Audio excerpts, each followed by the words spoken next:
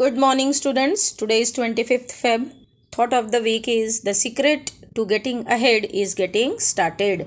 Children, in the previous part, we have seen chapter 12, class test, and today I have sent you the solution set also. So let us start chapter 13, congruence of triangles.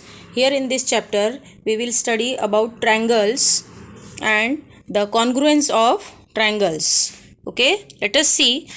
Children, till then you will take out page number 81 and let's recall the questions are given over there. So those questions you will write the answer in the textbook and afterwards you will note down in your copy. So take out, children. First question is, which is the angle opposite to side DE? So see the figure, there is one triangle DEF. So you will write down angle F. First answer is angle F. Which is the side opposite to angle E? That is side DF. Then which angle is included by side DE and side DF? Angle D. And which side is included by angle E and angle F? Side EF. Then state the sides adjacent to side DE. You have to write down the sides which are adjacent to side DE. So which two sides are joined by DE? Side DF and side EF. These two sides you will write down near to the question only. Now let us see some important points. If two geometric figures coincide exactly over the other, then the figures are said to be congruent to each other.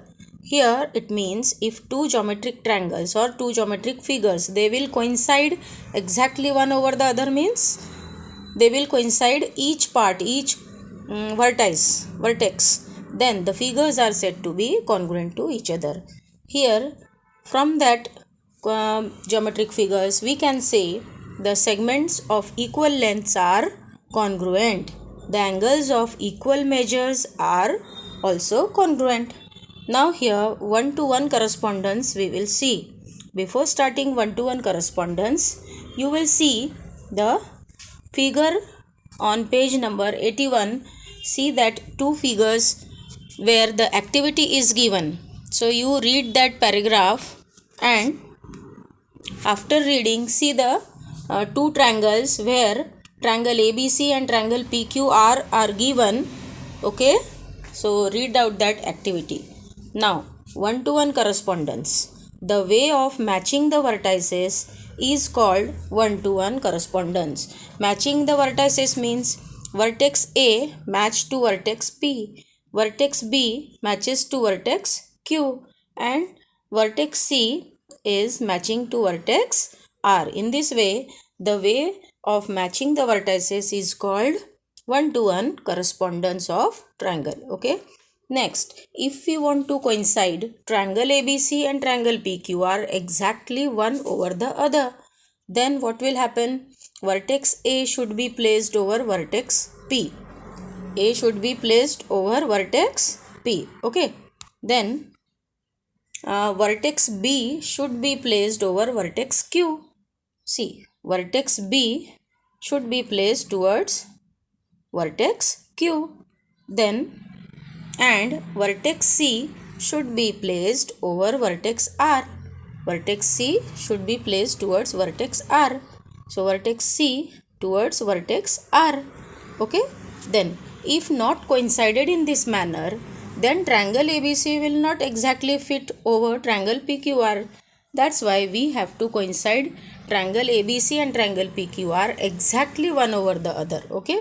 Then only each vertex should be coincide to other vertex. Thus, we conclude that vertex A corresponds to vertex P. When the vertex should be placed over the other vertex and if they match, then what we conclude? Vertex A corresponds to vertex P and vertex B corresponds to vertex Q and vertex C corresponds to vertex R. That means this corresponds to means what? This is the symbol for one-to-one correspondence. That is what we say, A corresponds to P, B corresponds to Q, and C corresponds to R. This symbol means one-to-one correspondence. That means the vertices are exactly coinciding over one another. Therefore, triangle ABC is in the correspondence with triangle PQR. That means this triangle ABC corresponds to triangle PQR. While writing two triangles are congruent, we must write correct correspondence also. If we are writing two triangles are congruent, that means each vertex, each sides, they should be congruent. Okay, children? So these are some important points you have to note down one below the other and leaving one line. Now, congruence of triangles means what? If for a given correspondence, if the correspondence of two triangles is given, at that time, three sides of triangle are congruent to corresponding three sides of other triangle. Means, three sides of a triangle, of the given triangle, they should be corresponds to the other three sides of the triangle.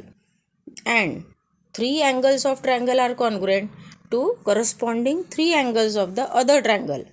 If three angles, angle D, angle E and angle F, they are corresponding to angle G, angle H and angle I. So, corresponding three angles of the other triangle. Then, these triangles are congruent to each other. Okay.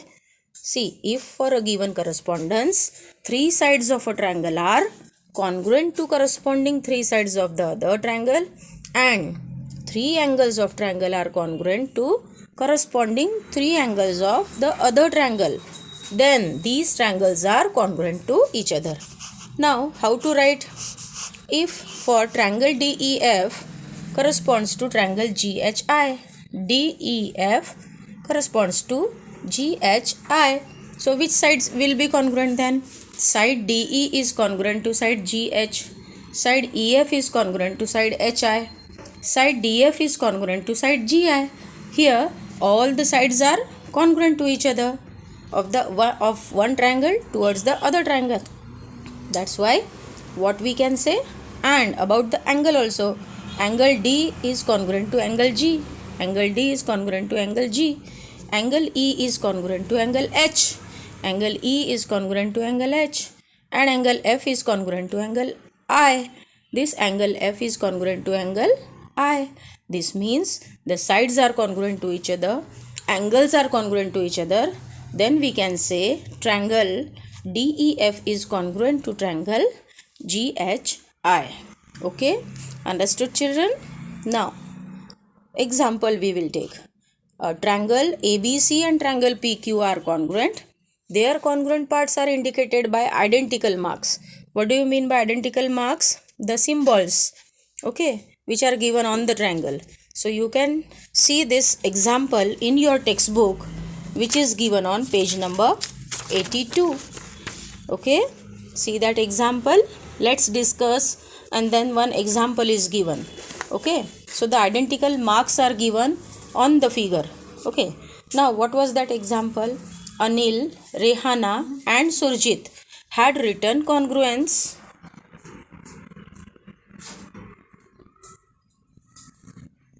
of the triangles as follows. They had written the congruence.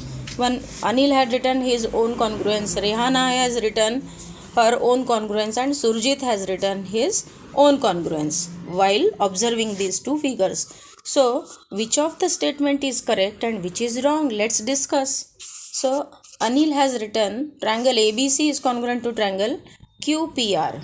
Let's see. ABC, QPR. Yes, it is correct because A corresponds to Q, B corresponds to P and C corresponds to R. That's why Anil has written the correct correspondence. Now let's see Rehana. Rehana has written triangle BAC is congruent to triangle PQR. BAC, PQR. Is it correct? Let's see. BAC in this way and PQR. Yes. So here the correspondence B corresponds to P, A corresponds to Q and C corresponds to R. Here also Rehana has written the correct correspondence. Now what about Surjit? Surjit has written triangle ABC is congruent to triangle PQR. So is his correspondence correct? Let's see. Triangle ABC congruent to triangle QPR, and triangle BAC is congruent to triangle PQR are correct. Means Anil and Rehana's correspondence are congruency they have written, they are correct. If the congruency is written as triangle ABC is congruent to triangle PQR, it will mean side BC is congruent to side QR. When Surjit correspondence if we'll take, so side BC is congruent to QR. Will it possible? This BC and QR are congruent, and AC is congruent to side PR. So it is not possible, which is wrong. That's why Surjit correspondence which he had written, their congruence that both the triangles are congruent, it is wrong. So by this example, you will note down this example so that you can understood the next part. Okay, now see, one solved examples are also given in the exam textbook. So let's see. In the adjacent figure, parts of triangles indicated by identical marks are congruent. Identify the one-to-one correspondence of vertices in which the two triangles are congruent and write the congruency in two ways. In the first question, we have to write the congruency in two ways. And second, state with reason whether the statement triangle XYZ is congruent to triangle STU is right or wrong. So see the figure, STU and XYZ are two triangles. Angle S is congruent to angle X by the identical marks. Angle T is congruent to angle Y, and angle T is congruent to angle Z, the symbols, and angle U is congruent to angle Y. Okay, so by observation the triangles are congruent in the correspondence. If you observe by the figure, STU and XYZ. Okay, so thus the first correspondence, triangle STU is congruent to XZY because T corresponds to Z. So XZY is one way. Okay, because we have to write this congruency in two ways. So this is the one way. STU is congruent to triangle XZY, and triangle UST is congruent to triangle YXZ. YXZ is the another way. So both way we have written the answer. Now secondly, now we will write the correspondence in more different ways. Second answer is, if the congruency is written as triangle XYZ is congruent to STU, it means that side ST is congruent to side XY, and which is wrong because ST is not congruent to XY. Therefore, statement XYZ is congruent to triangle STU is wrong. Okay, XYZ is congruent to triangle STU. This statement is wrong because which side is not congruent? Which side is congruent is given to XY. Side ST is congruent to this side, XT is congruent to side XY, but T and Y are not equals. Okay, T and Z, they are congruent. That's why this statement is wrong. We will see the next part in the next slide. Okay.